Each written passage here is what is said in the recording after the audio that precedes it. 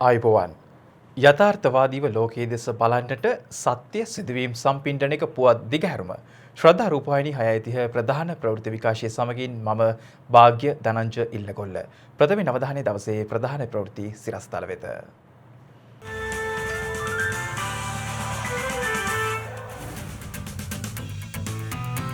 PCR පරීක්ෂණ නිකුත් වීමට කලින් පාසලට පැමිණි වටවල ප්‍රදේශයේ සිසුවෙකුට කොවිඩ්.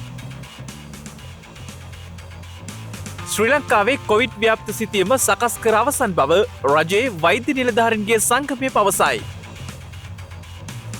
සාමාන්‍ය පෙළ විභාගය ගැන අවසන් තීරණය ඉදිරි දින 10 තුල.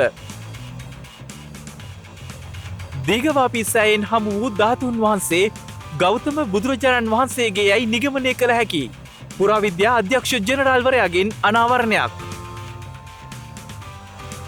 ලෝකශූර පාපන්දු ක්‍රීඩක දියාගෝ මැරඩෝනා දිවියෙන් සමුගනී.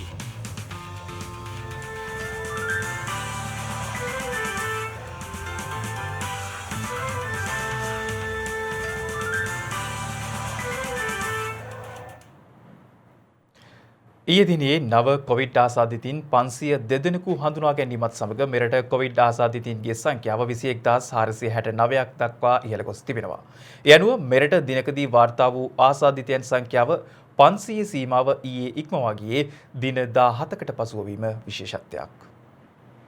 මෙරට අවසන් වරට දිනක් තුළ වාර්තා වූ ආසාදිතයන් 500 සීමාව ඉක්මවා ගියේ මෙම මස 8 වෙනිදායි. එදින වාර්තා වූ ආසාදිතයන් සංඛ්‍යාව 510ක් වූ අතර එදින සිට ඊයේ දිනේ දක්වා දෛනික ආසාදිතින් 500 සීමාව ඉක්මවා ගොස් නැහැ. මෙලෙස ඊයේ දිනේ වාර්තා වූ ආසාදිතයන් අතරින් වැඩිම ආසාදිතින් කොළඹ දිස්ත්‍රික්කයෙන් හඳුනාගෙන ඇති අතර එම සංඛ්‍යාව 262ක්. එසේම ඊයේ දිනේ ගම්පහ දිස්ත්‍රික්කයෙන් ආසාදිතින් 90ක්, කළුතර දිස්ත්‍රික්කයෙන් ආසාදිතින් 46ක් සහ පුත්තලම දිස්ත්‍රික්කයෙන්ද ඊයේ නව ආසාදිතින් 15 දෙනෙකු හඳුනාගෙන තිබෙනවා. එසේම සෙසු දිස්ත්‍රික්කවලින්ද නව ආසාදිතින් 32 දෙනෙකු හඳුනා ගැනීම විශේෂත්වයක්.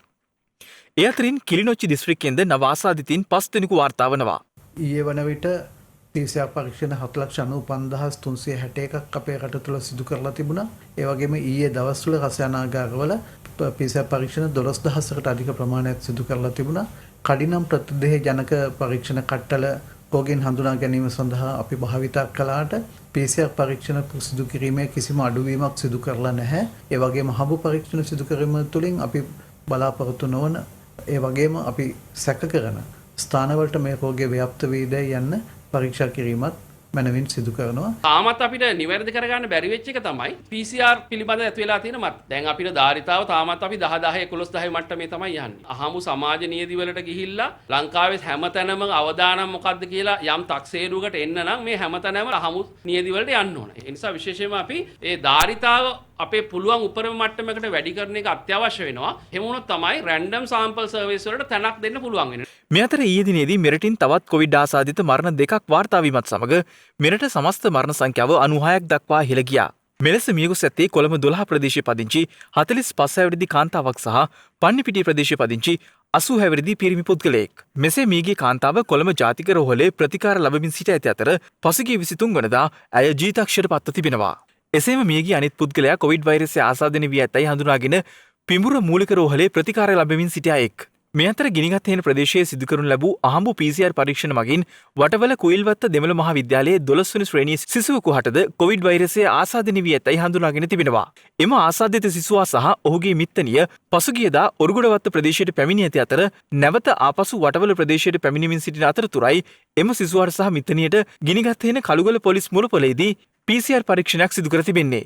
අමගම COVID-19 ප්‍රාදේශීය සම්බන්ධීකරණ විශේෂ ඒකකයේ මහජන සෞඛ්‍ය පරීක්ෂක එස් කාමදේවන් මහතා පැවසුවේ එහිදී පාසල් සිසුවා කොවිඩ් ආසාදිත බවට හඳුනාගෙන ඇති බවයි. ලබාගත් PCR පරීක්ෂණයේ ප්‍රතිඵල පැමිණීමට ප්‍රථම එම සිසුවා පාසල වෙත නැවත ගොස් තිබූ අතර එහිදී පාසල් බලධාරීන් විසින් එම සිසුවා පාසල් පැමිණීම වළක්වා තිබෙනවා. කෙසේ වෙතත් අද දිනේදී එම විද්‍යාල පරිශ්‍රයේ විෂ බීජ හරණයට ලක් කිරීමටයි පියවරගෙන තිබුණේ. මේ අතර කළමුණේ අධ්‍යාපන කලාපයේ සියලු පාසල් සතියක කාලයක් සඳහා වසා දැමීමට තීරණය කර තිබෙනවා. නැගෙනහිර පළාත් ආණ්ඩුකාර අනුරාධා යහපත් මහත්මිය පැවසුවේ එම ප්‍රදේශයේ සිදු කළ අහඹු PCR පරීක්ෂණවලදී කොවිඩ් රෝගීන් හමු වීම නිසා මෙම තීරණය ගත් බවයි. එම අහඹු PCR පරීක්ෂණවලදී මේ වන විට අක්කරේපත්තුව ප්‍රදේශයෙන් කොවිඩ් රෝගීන් 20 දෙනෙකු සහ සයින්ද මරුදු ප්‍රදේශයෙන් එක් රෝගියෙකු හමු වී තිබෙනවා.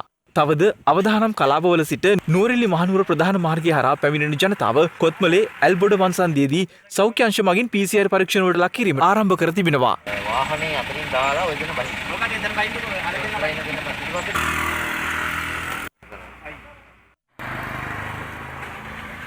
පසුගිය 24 වනදා සිට දින 3ක් පුරා මෙසේ PCR පරීක්ෂණ සාම්පල ලබා ගැනීම සිදු වෙනවා. මේ වන විට පුද්ගලයන් 100කගේ පමණ PCR පරීක්ෂණ සඳහා සාම්පල් ලබාගත් බවයි නුවරඑළිය ප්‍රාදේශීය සෞඛ්‍ය නිලධාරී කාර්යාලය පවසන්නේ. මේ අතර COVID-19 වෛරසය ආසාදිත පොලිස් නිලධාරීන්ගේ සංඛ්‍යාව 1123ක් දක්වා ඉහළ ගොස් ඇති බවයි පොලිස් මාධ්‍ය ප්‍රකාශකවරයා සඳහන් කළේ. ඒ අතරින් තවදුරටත් පොලිස් නිලධාරීන් 450 දෙනෙකු ප්‍රතිකාර ලබන බවයි මාධ්‍ය ප්‍රකාශකවරයා වැඩිදුරටත් සඳහන් කළේ.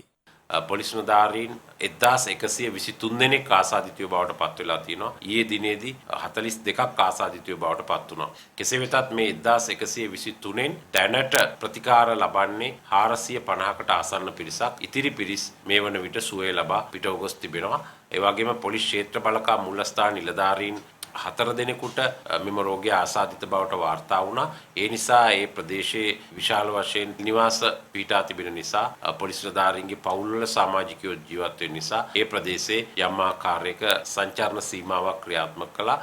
මේ අතර මහනුවර මධ්‍යම වෙළඳපොලේ එළවලු අලව්‍ය අංශයේ 8 දෙනෙකුට COVID-19 වෛරසය ආසාදනය වී තිබෙන බව තහවුරු වීමත් සමග මහනුවර මධ්‍යම වෙළඳපොළ අද සිට తాවකාලිකව වසා දැමීමට මහනුවර මහනගර සභාව පියවරගෙන තිබෙනවා. එළවලු අලව්‍ය අංශයේ එක් අයෙකුට මේට දින 3කට පෙර COVID ආසාදනය වී තිබෙන බව තහවුරු වීමෙන් පසු එම අංශයේ తాවකාලිකව වසා දැමුණු අතර ඔහු හා සමීප සබඳතා පැවැත් වූ පිරිසකගේ PCR පරීක්ෂණ මගින් තවත් 7 දෙනෙකුට වෛරසය ආසාදනය වී තිබීම නිසා නගර සභාව මෙම තීරණය ගෙන තිබෙනවා. දාලා විතරයි දෙන්න. ඉස්සර කරපු කට්ටිය ගෙදරින් කියලා කිව්වේ නෑනේ. ඒ කට්ටිය මේකේ ඇවිදවිදි. මේ අතර අද දිනේදී COVID ආසාදිතව සිට ප්‍රතිකාර ලබාගත් පුද්ගලයන් 369 දෙනෙකු සුවය ලබා පිටව ගොස් තිබෙනවා. ඒ අනුව මේ දක්වා COVID ආසාදිතව සුවය ලබා රෝහල් වලින් පිටව ගිය පුද්ගලයන් සංඛ්‍යාව 15816ක්. එසේම වෛරසය ආසාදිතයි රෝහල් වල ප්‍රතිකාර ලබන පුද්ගලයන් සංඛ්‍යාව 5567ක් වන අතර වෛරසය ආසාදිතයි සැකසහිතව රෝහල් වල විමර්ශනයට දී පසු වන පුද්ගලයන් සංඛ්‍යාව 650ක්. මේ අතර අද දිනේද නව කොවිඩ් ආසාදිතයන් මෙරටින් 342ක් හඳුනාගෙන තිබෙනවා. ඒ අනුව මෙරට සමස්ත COVID-19 ආසාදිත පුද්ගලයන් සංඛ්‍යාව 21811ක් දක්වා ඉහළ ගොස් තිබෙනවා. ඇතැම් පුද්ගලයන්ට PCR පරීක්ෂණ සඳහා සහභාගී වන ලෙස දැනුම් දී තිබුණද ඔවුන් ඊට සහභාගී නොවන බවට තොරතුරු ලැබී ඇති බවයි පොලිස් මාධ්‍ය ප්‍රකාශක නියෝජ්‍ය පොලිස්පති අජිත් රෝහණ මහතා පවසන්නේ. එවැනි පුද්ගලයන් අත්අඩංගුවට ගැනීම සඳහා විමර්ශන ආරම්භ කර ඇති අතර ඔවුන්ට එරෙහිව නිරෝධායන නීතිය යටතේ නඩු පැවරීමට කටයුතු කරන බවයි පොලිස් මාධ්‍ය ප්‍රකාශකවරයා වැඩිදුරටත් පවසන්නේ. අද දිනය වන විට පොලිස් බල ප්‍රදේශ 18ක් හුදකලා කර තිබෙනවා. ඒ වගේම පණ්ඩාරගම අටලුගම ප්‍රදේශයේ ග්‍රාම සේවක වසම් 9ක් සහ අලවතුවල ප්‍රදේශයේ තවත් ග්‍රාම සේවක වසම් 2ක් හුදකලා කර තිබෙනවා. ඒ අනුව හුදකලා කර ඇති මුළු ග්‍රාම සේවක වසම් ප්‍රමාණය 11ක් වෙනවා. මේ හුදකලා කර ඇති ප්‍රදේශවල තවදුරටත් සංචාරණ සීමාවන් පැවැත්වෙනවා. ඒ වගේම ජනතාව තමන්ගේ නිවෙස් වලටම වෙලා රැඳී සිටීම අවශ්‍ය වෙනවා. එහෙම රැඳී හිටියොත් තමයි අපිට පුළුවන් වෙන්නේ මේ ප්‍රදේශ හුදකලා බවින් නිදහස් කරන්න. අපිට වාර්තා වෙන ආකාරයට හුදකලා කරන ලද සමහර ප්‍රදේශවල ජනතාව සෞඛ්‍ය උපදෙස් වලට අනුගතව කටයුතු කරන බවක් පෙනෙන්නේ නැහැ. එය ප්‍රතික්ෂේප කරන බවට වාර්තා වෙනවා. විශේෂයෙන්ම PCR පරීක්ෂණ වලට පෙනී සිටින ලෙස දන්නු සමහර පුද්ගලයන් එයින් මග හරින බවට වාර්තා වෙනවා. මේ බරපතල ක්‍රියාවක්. යම් කෙනෙක් එවැනි ක්‍රියාවල යෙදෙනවා නම් ඔවුන්ට ලංකාවේ අපරාධ නීතිය යටතේ නඩු පැවරීමට පොලිසිය කටයුතු කරනවා. ඒ නිසා අපි ජනතාවගෙන් ඉල්ලා සිටිනවා හුදකලා කරන ලද ප්‍රදේශවල හෝ කුමන ප්‍රදේශයක හෝ ජනතාවගෙන් යම් අවස්ථාවක සෞඛ්‍ය බලධාරීන් උපදෙස් දුන්නොත් PCR පරීක්ෂණය සඳහා සාම්පල් ලබා දෙන්න කියලා ඒ නොපැකිලව ලබා දෙන්න. ඒවා ප්‍රතික්ෂේප කරනවා නම් එයාට එරෙහිව නීතිය ක්‍රියාත්මක කිරීමට සිදු වෙනවා. ශ්‍රී ලංකාවේ කොවිඩ් ව්‍යාප්තිය පිළිබඳ සිතියම මේ වන විට සකස් කර අවසන් බව රජයේ වෛද්‍ය නිලධාරීන්ගේ සංගමය පවසනවා. එම සංගමේ සභාපති විශේෂඥ වෛද්‍ය අනුරුද්ධ පාදිනිය මහතා පවසන්නේ මෙමගින් ප්‍රාදේශීය වශයෙන් ජනතාවට කටයුතු කිරීමේදී වඩාත් ප්‍රයෝජනයක් වනු ඇති බවයි. අපේ වෛද්‍ය නිලධාරීන් සංගමේ හැටියට මුලින් ඉඳලම කියපු කාරණේ තමයි මෙතන වසංගත දෙකක් තියෙන්නේ. තමා කොරෝනා වෛරසය අපිට පෙනෙන සතුරා ඒ වගේම කොරෝනා වෛරස් නිසා මිය යන්නේ බෝනවන රෝග තිබ්බොත් ඒකද බෝනවන රෝග වලින් වැළකීම අපි මෙතනදී කරගත යුතුමයි කියලා. ඒකෙදී මට වැදගත් වෙන කාරණේ තමයි ඒතර කොරෝනා රෝගය පැතිරෙන්නේ කවර කලාපවලද කියන එක පිළිබඳ අපිට අදහසක් ගන්න කල හැකි හොඳම ක්‍රමය හැටියට අපි කිව්වා. එය සිතියන්ගත කිරීමේ වැදගත්කම. විශේෂයෙන්ම ග්‍රාම නිලධාරී මට්ටමකට සිතියම් ගත කිරීම වැදගත්කම. අපි පොරොන්දුවක් දුන්නා මේ මාසේ නොවැම්බර් මාසේ 26 වෙනිදා වෙනකොට රජයේ වෛද්‍යනාංගික සංගමයේ මේ සිතියම් ගත කිරීම සෞඛ්‍ය අධ්‍යක්ෂ ජෙනරාල් කාර්යාලයත් සමග කරන බවට මේ වෙන විට සෞඛ්‍ය අධ්‍යක්ෂ ජෙනරාල් කාර්යාලය සමග මේ කොරෝනා රෝගීන් මතුවන කලාප ග්‍රාම නිලධාරී මට්ටමකට සිතියම් ගත කිරීම අපි සිද්ධ කර හමාරයි.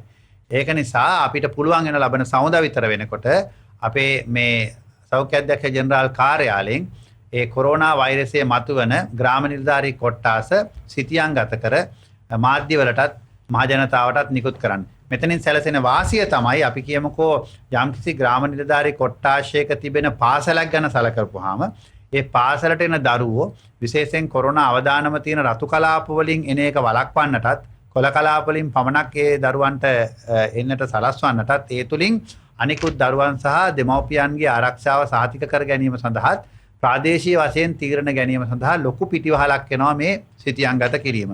මේ සිතියම අපි දැනට සූදානම්. මේ සිතියම සෞඛ්‍ය ඇමතිවරියටත් ඒ වගේම අනිකුත් බලධාරීන්ටත් ඉදිරිපත් කර ඒ සමාජගත කිරීම සඳහා අප සූදානම් බව මෙතනදී කිව යුතුයි. ලක්විජය බලාගාරයේ පාරිසරික ඇගයීම් සඳහා මධ්‍යම පරිසර අධිකාරිය සම්බන්ධ කරගන්නා ලෙස නිර්දේශ ඉදිරිපත් වී තිබෙනවා.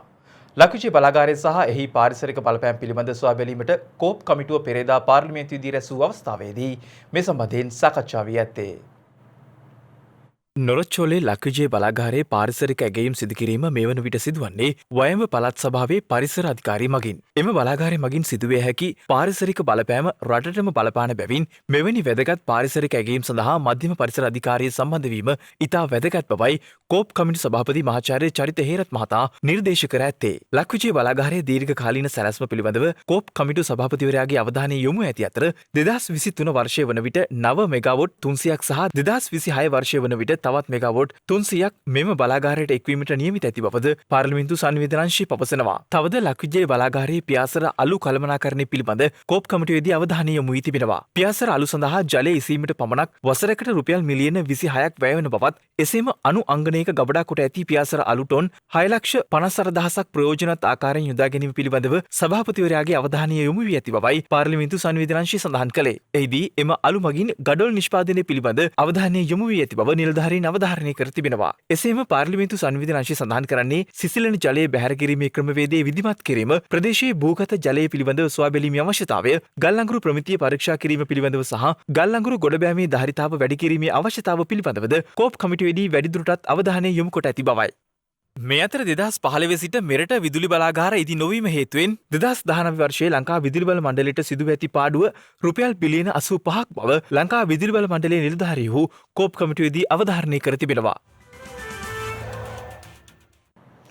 නැවතත් ප්‍රවෘත්ති. ඓතිහාසික දීඝවාපී සෑයෙන් සොයාගත් මංජුසාවෙන් හමු වූ ධාතුන් වහන්සේ ගෞතම බුදුරජාණන් වහන්සේගේ සර්වඥ ධාතුන් වහන්සේ යයි නිගමනය කළ හැකි මූලික සාක්ෂි ලැබී ඇති බව පුරාවිද්‍යා අධ්‍යක්ෂ ජෙනරාල් මහාචාර්ය සෙනරත් දිසානායක මහතා පවසනවා.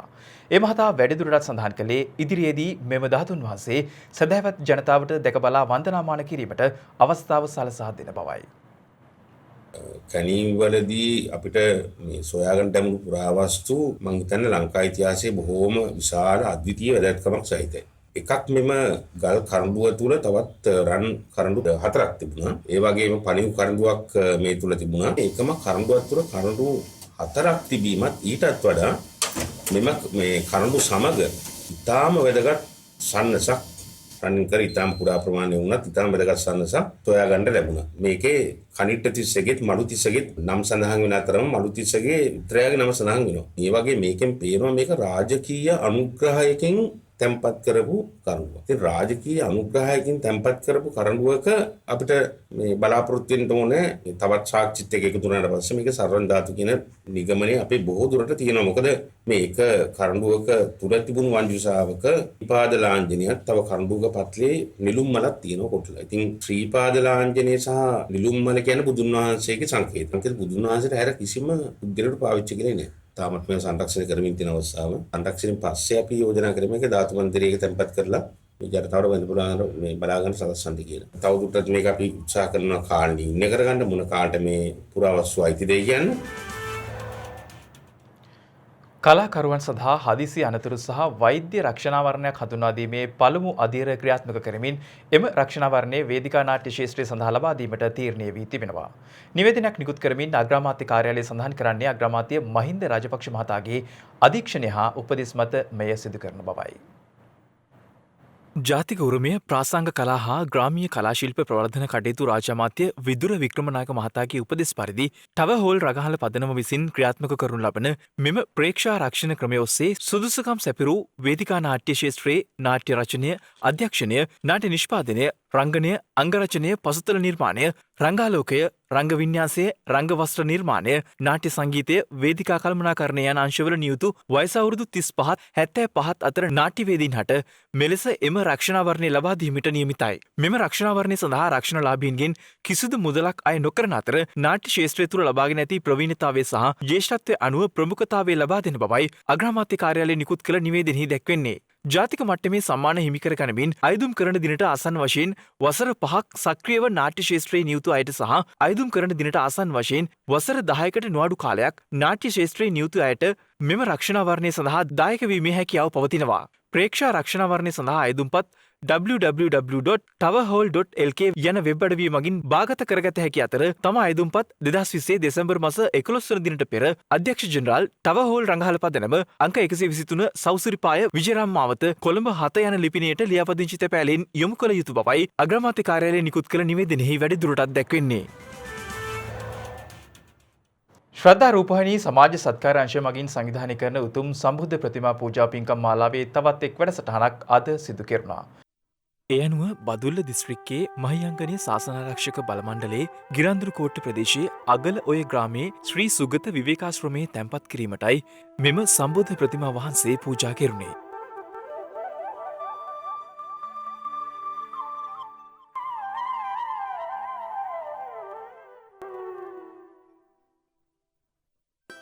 එම විහාරස්ථානයේ විහාරාධිපති පූජ්‍ය කඳානේ අතුල වංශ ස්වාමින්ද්‍රයන් වහන්සේගේ ගෞරවනීය ඉල්ලීම මූලික කරගෙනයි මෙම සැදැහැති කුසල කටයුත්තට සම්බන්ධ වෙමින් අනුරාධා බණ්ඩාර මහත්මිය සහ ලීලා ජයසූරිය මහත්මිය ඇතුළු සැදැහැවතුන් පිරිසක් උතුම් වූ සම්බුද්ධ ප්‍රතිමා පූජා පින්කමට දායකත්වය ලබා දී තිබුණා. දෙතිස් ලකුණින් මෙත් සිත් සැනසූ සම්මා සම්බුදුරජාණන් වහන්සේගේ මහා කරුණා ගුණයෙන් තැන්පත් සම්බුද්ධ පිළිරු සසුනට පුදා මතුමතුත් පින් පුරන්නට ශ්‍රද්ධා සම්බුද්ධ ප්‍රතිමා පූජා සමගින් එක්වන්නට සැදැහැති ඔබටත් අවස්ථාව හිමි වෙනවා.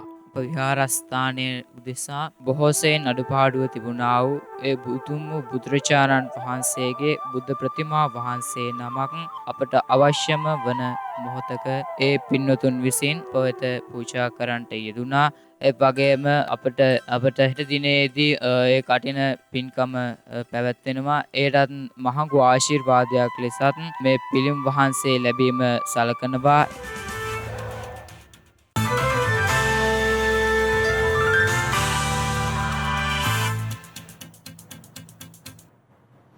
දැන් අවධානය විදේශ පුවත් වෙත. ගත වූ පැය 24 තුළ ලොව වැඩිම කොවිඩ් මරණ සහ ආසාදිතයින් ඇමරිකාවෙන් වාර්තා වී තිබෙනවා. විදේශ මාධ්‍ය වාර්තා කළේ ගත වූ පැය 24 තුළ ඇමරිකාවෙන් කොවිඩ් මරණ 2302ක් වාර්තා වී ඇති බවයි.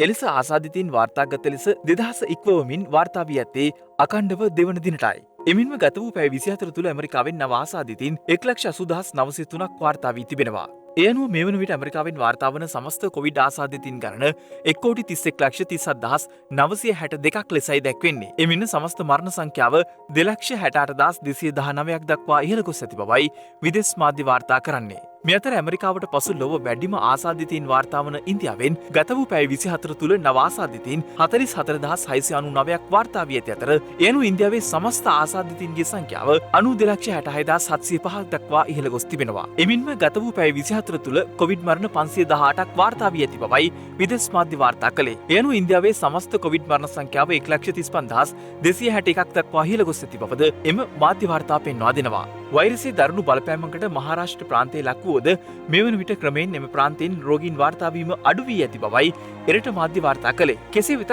යලි වෛරසයේ ව්‍යාප්තිය පාලනය කිරීම සඳහා PCR පරීක්ෂණ වාර්තාව අනිවාර්ය කිරීමට පසුගියදා ප්‍රාන්ත බලධාරීන් පියවරගෙන තිබුණා. මේ අතර කුඩා දරුවන්ට නව කොවිඩ් වෛරසය එන්නත් අත්දැක බැලීම සඳහා අපේක්ෂා කරන බවත් අවසර ලබා දෙන ඕනෑම එන්නතක් ළමයින් ආරක්ෂා කිරීම සඳහා යොදා ගැනීමට අපේක්ෂා කරන බවත් එක්සත් ජනපදයේ ආහාර හා ඖෂධ පරිපාලන ආයතනය පවසනවා. මේ වන විට වයස අවුරුදු 12ට අඩු ළමයින් ෆයිසර් කොවිඩ් වෛරස එන්නත සඳහා පරීක්ෂා කරමින් සිටින බවද විදේශ මාධ්‍ය වාර්තා කරනවා. කුඩා දරුවන් තුළ එය ආරක්ෂිතයයි පෙනේ නම් එන්නත් පරීක්ෂා කිරීම නියාමකයින් විසින් සලකා බලු නැති බවයි එම ආයතනය පෙන්වා දෙන්නේ. එම අධ්‍යයනය ඉතා ඉක්මනින් ආරම්භ කිරීමට අපේක්ෂා කරන බවද එම ආයතනය අවධාරණය කරනවා. මේ අතර කීර්තිමත් පාපන්දු තරුවක් වන ආජන්ටිනා ජාතික ඩියාගෝ මැරඩෝනා අභාව ප්‍රාප්ත වී තිබෙනවා.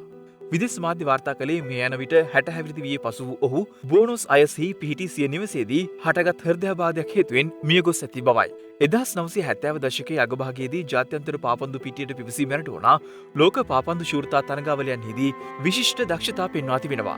එමෙන්ම ආජන්ටිනාව 1986 වසරේදී ලෝක පාපන්දු ශූරතාවේ ජය ගන්නා විට එම කණ්ඩායමේ නායකත්වයද දරා ඇත්තේ මැරඩෝනා විසින්. 1997 වසරේදී ඔහු වෘත්තීමය පාපන්දු ක්‍රීඩාවට සමු දී ඇත්තේ. මොළයේ හටගත් රුධිර කැටකැසීමකට අදාළ සැත්කමකටද ඔහු සාර්ථකව මුහුණ දී තිබූ බවත් මද්‍රව්‍ය ඇබ්බැවීම සඳහා ප්‍රතිකාර ලබා ගැනීමෙන් සිටි බවයි විදේශ මාධ්‍ය වාර්තා කළේ. මැරඩෝනා සදාකාලික බව පවසමින් ආජන්ටිනා පාපන්දු සම්මේලනයේ ආජන්ටිනා ජනාධිපති ඇතුළු පුද්ගලයන් රැසක් ඔහු සිහිපත් කර ඇති බවද විදේශ මාධ්‍ය වාර්තා වැඩිදුරටත් සඳහන් කරනවා.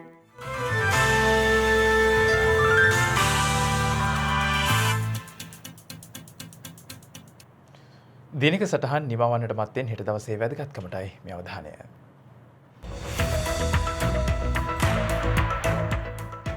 හෙට නොවැම්බර් මාස 27 වනදා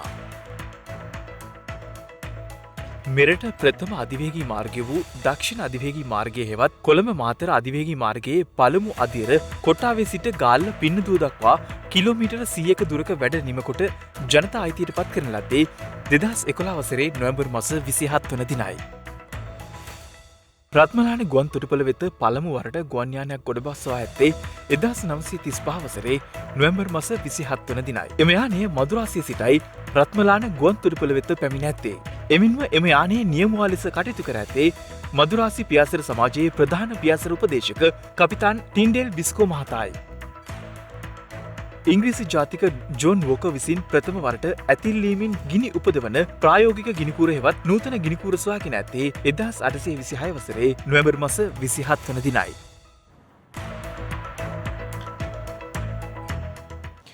ඒත් සමගින් ශ්‍රද්ධා රූපවාහිනී ප්‍රධාන ප්‍රවෘත්ති විකාශය නිමවට පත් වෙනවා. හමුවෙමු හෙටත් සවස 6:30ට. තෙරුවන් සරණයි. නමෝ බුද්ධාය. මෙවැනි වැදගත් පුවත් නැරඹීම සඳහා ශ්‍රද්ධා TV News YouTube channel එක subscribe කර සීනුව සලකුණ වන්න.